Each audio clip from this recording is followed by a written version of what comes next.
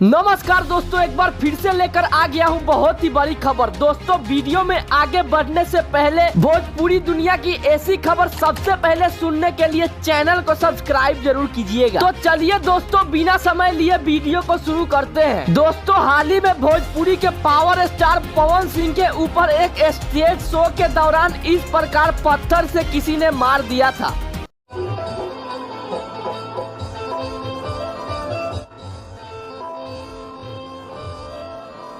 जिसके बाद पवन सिंह काफी ज्यादा गुस्सा हो गए थे। लेकिन दोस्तों, अभी अभी खबर ये आ रही है कि वो आदमी जिसने पवन सिंह को पत्थर मारा था उसको पुलिस ने गिरफ्तार कर लिया है। दोस्तों, काफी लोगों का कहना था कि ये आदमी जिसने पवन सिंह को पत्थर मारा है वो खेसारी लाल यादव का फैन था। लेकिन दोस्तों, आपको बता दें कि खेसारी लाल यादव ने कहा है कि ये आदमी मेरा फैन नहीं हो सकता है। तो दोस्तों, आपको क्या लगता है, ये आदमी खेसारी लाल यादव का फैन है या और कोई? नीचे कमेंट करके जरूर बताइएगा।